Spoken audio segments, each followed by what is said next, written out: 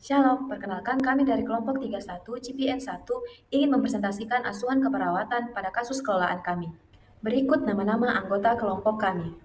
Pada kasus kelolaan kami Nyonya M 55 tahun dan oksamilisnya yaitu yang pertama coronary artery disease 2 vessel disease, yang kedua OA bilateral, yang ketiga back pain HSI joint arthropathy sinistra et muscular spasme, yang keempat suspek CTS sinistra atau carpal tunnel syndrome trigger pinjer digiti 3 sinistra, dan yang kelima akut collectis cystitis. Berikut penjelasan penyakit. Penyakit jantung koroner adalah kondisi di mana pembuluh darah koroner mengalami penyempitan akibat penumpukan plak yang mengurangi aliran darah ke jantung, menyebabkan nyeri dada dan risiko serangan jantung. Didiagnosisnya melalui pemeriksaan klinis EKG dan angiografi, serta penanganan dengan obat, prosedur stent, atau operasi bypass, menurut Rahmawati 2021 dan Husna 2020. Osteoartritis adalah penyakit degeneratif sendi, terutama lutut, yang menyebabkan nyeri dan kerusakan tulang rawan, dengan diagnosis klinis dan radiologi, serta terapi berupa obat dan fisioterapi. Kolestititis akut merupakan peradangan kantong empedu akibat batu yang menyumbat, menimbulkan nyeri perut kanan atas, dan demam. Didiagnosis melalui USG dan diobati dengan antibiotik dan operasi pengangkatan kantong empedu menurut Sobel 2025. Suspicious carpal tunnel syndrome sinistra adalah kondisi terjepitnya saraf medianus di pergelangan tangan kiri, menyebabkan kesemutan, mati rasa, kelemahan tangan, dengan diagnosis klinis dan pemeriksaan konduksi saraf, sementara trigger finger digiti 3 sinistra adalah gangguan pada jari tengah tangan kiri berupa pelekatan tendon yang menyebabkan jari sulit diluruskan atau tertekuk, menurut Albers 2019. Selanjutnya, pengkajian. Keluhan utama. Pada tanggal 1 September 2025 dilakukan pengkajian terhadap pasien. Pasien mengeluhkan nyeri hebat disertai rasa panas pada bagian pinggang, bahu, dan leher, terutama ketika melakukan pergerakan seperti menunduk.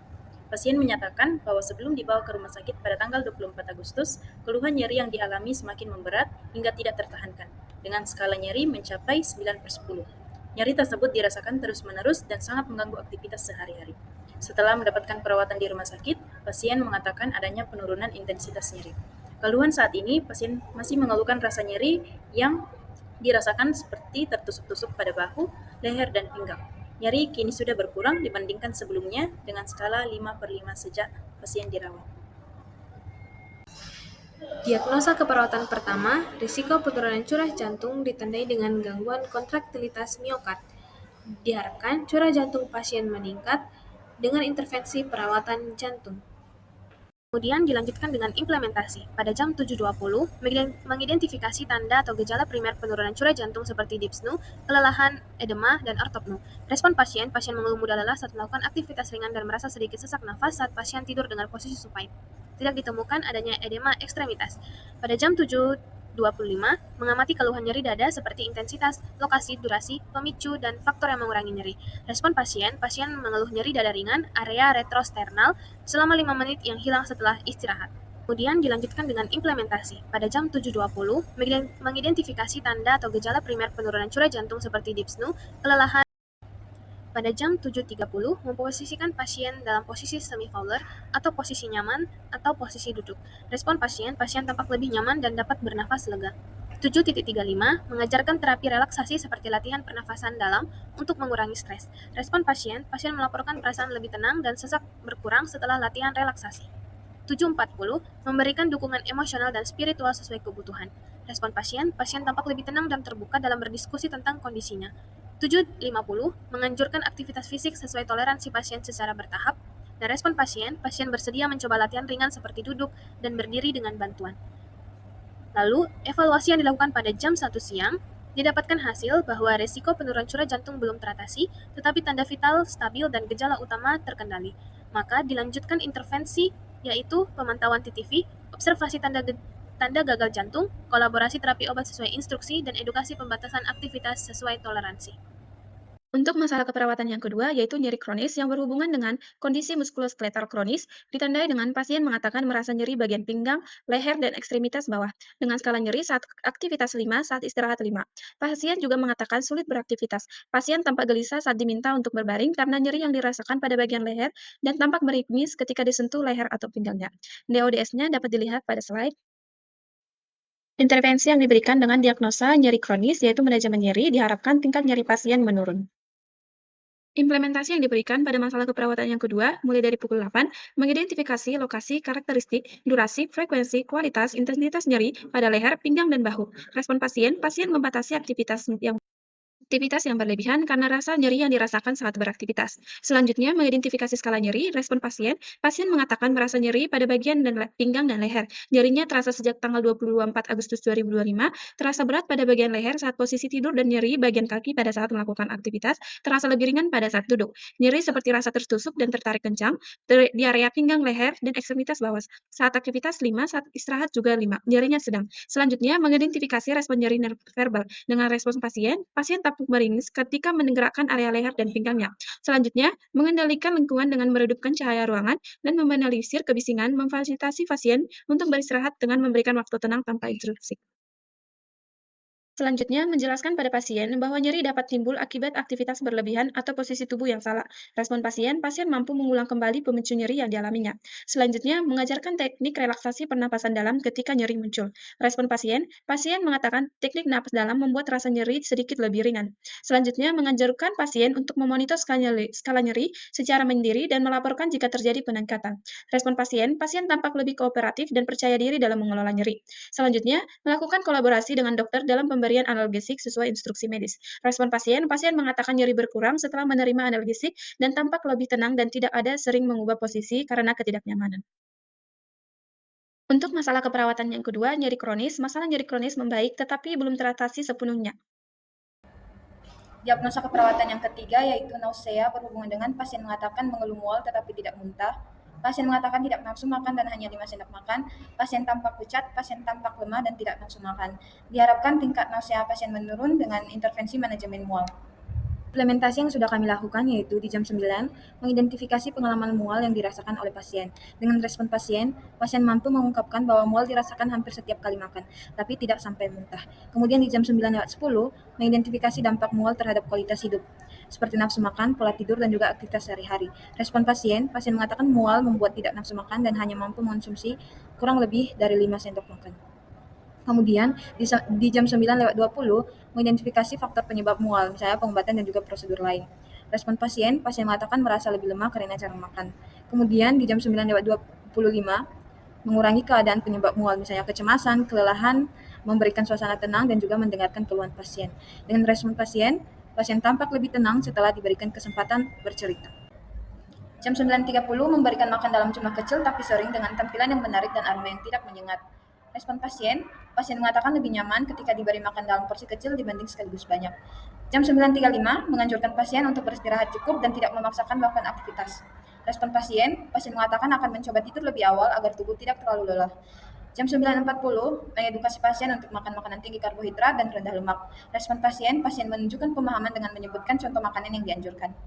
Jam 9:45 melakukan kolaborasi pemberian antiemetik. Respon pasien mengatakan mual mulai berkurang dan nafsu makan mulai perlahan meningkat, mampu makan lebih banyak dari sebelumnya. Dengan hasil evaluasi yaitu masalah nausea membaik tetapi belum teratasi sepenuhnya. Diagnosa keperawatan yang keempat, risiko defisit nutrisi ditandai dengan ketidakmampuan mencerna makanan dan faktor psikologis atau keengganan untuk makan. Diharapkan melalui intervensi ini, status nutrisi pasien meningkat dengan kriteria hasil sebagai berikut. Kemudian ada juga intervensi yang kami lakukan yaitu manajemen gangguan makan. Baik, kita masuk ke dalam catatan implementasi. Pada jam 9.50 WIB, memonitor asupan dan keluarnya makanan dan cairan, sehingga respon pasien melaporkan dapat mencatat dengan baik jumlahnya dan membantu perawatan lebih terkontrol. Pada jam 10 WIB, menimbang badan secara rutin. Respon pasien menyadari adanya penurunan berat badan. Pada jam 10.10 WIB, mengobservasi frekuensi mual atau muntah, serta waktu munculnya gejala sebelum atau sesudah makan.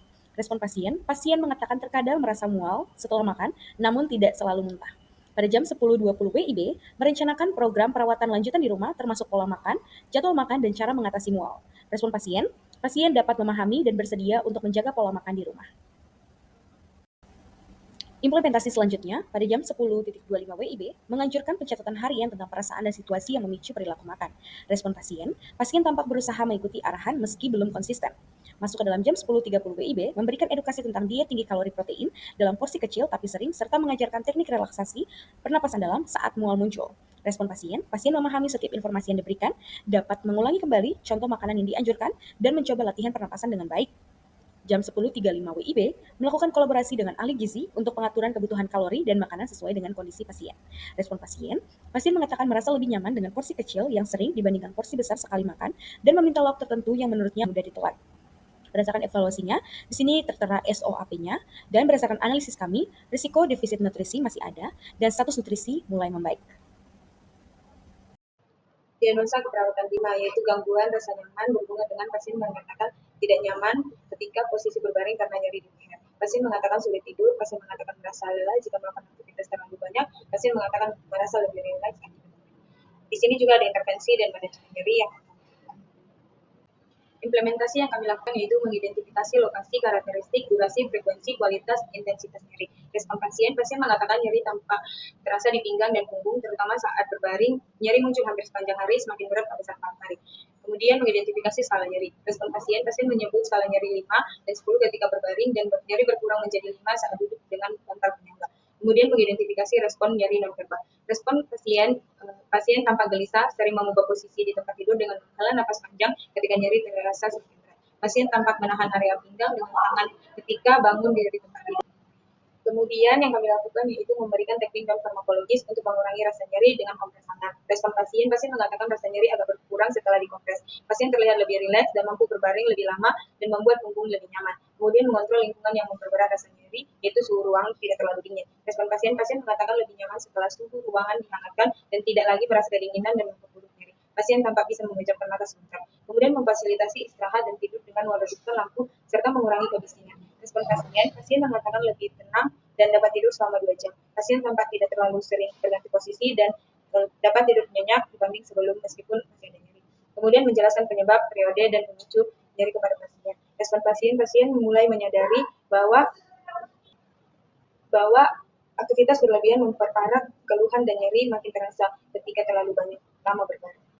Kemudian menjelaskan strategi meredakan nyeri seperti perubahan posisi, latihan pernapasan dalam, dan kompres. Respon pasien mencoba latihan pernapasan dengan arahan dan merasa sedikit rileks setelah latihan. Pasien menyatakan akan mencoba mengatur posisi tidur dengan bantal tambahan. Kemudian menganjurkan pasien untuk memonitor skala nyeri mandiri. Respon pasien terlihat lebih paham dan mengkomunikasikan rasa nyeri dan mulai membandingkan skala nyeri antara duduk dan berbaring. Kemudian melakukan kolaborasi dengan dokter dalam pemberian analgetik sesuai instruksi. Respon pasien menyatakan nyeri berkurang setelah minum obat, tampak lebih tenang, bisa duduk tanpa mengeluh berlebihan, serta dapat tidur nyenyak. Evaluasinya yaitu gangguan rasa nyaman membaik, tetapi masih ada keluhan pada saat malam hari. Diagnosa keperawatan yang keenam, gangguan mobilitas fisik berhubungan dengan kerusakan aktivitas struktur tulang dan nyeri dibuktikan dengan pasien mengatakan sulit untuk berjalan dan menggerakkan kakinya dari area lutut ke pergelangan kaki dikarenakan nyeri yang dirasakan dengan skor A/I 5/5 dengan frekuensi menetap dan terasa seperti tertusuk-tusuk. Berikut adalah data subjektif dan objektifnya. Diharapkan mobilitas fisik meningkat dengan intervensi dukungan mobilisasi. Implementasi pada pukul 11.35 mengidentifikasi adanya nyeri atau keluhan fisik lainnya dengan melakukan pengkajian pada pasien tentang adanya nyeri atau keluhan saat bergerak, sekaligus mengamati ekspresi wajah, posisi tubuh, dan area yang sering dipegang pasien. Respon pasien mengatakan nyeri semakin terasa saat mencoba melangkah, sehingga lebih memilih menahan BAB atau BAK agar tidak memperparah nyeri.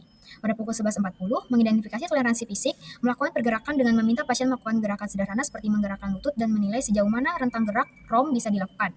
Respon pasien hanya mampu menggerakkan sendi lutut dengan terbatas, tampak cepat lelah, dan mengatakan merasa takut jatuh saat mencoba berjalan. Pada 11.45, memantau frekuensi jantung dan tekanan darah sebelum memulai mobilisasi dengan memeriksa tekanan vital sebelum mobilisasi untuk memastikan kondisi hemodinamik stabil. Pemeriksaan laboratorium penunjang, SGOT, SGPT, kolesterol berada dalam batas normal sehingga tidak ada kontraindikasi metabolik. Respon pasien, tekanan darah pasien 126/85 mmHg, denyut nadi 72 kali per menit. Pasien mengatakan tidak merasa pusing saat duduk di tepi tempat tidur. Pada pukul 11.50, menganjurkan melakukan mobilisasi dini, menganjurkan pasien untuk tetap berusaha melakukan mobilisasi sederhana secara bertahap walaupun ada nyeri, dengan dukungan perawat dan keluarga. Respon pasien mengatakan bersedia mencoba bergerak walau masih merasa takut nyeri bertambah. Pada pukul 12, mengajarkan mobilisasi sederhana dengan harus dilakukan misal, duduk di tempat tidur, duduk di sisi tempat tidur, pindah dari tempat tidur ke kursi dengan mendemonstrasikan cara duduk di sisi tempat tidur secara bertahap dan cara aman berpindah ke kursi dengan bantuan keluarga. Respon pasien mampu mengikuti instruksi dengan sedikit bantuan, berhasil duduk di sisi tempat tidur, meski masih tampak meringis karena nyeri di lutut. Berikut adalah evaluasi SOAP disimpulkan bahwa gangguan mobilitas fisik belum teratasi, kemampuan mobilisasi masih terbatas. Berikut kami lampirkan referensi yang kami gunakan.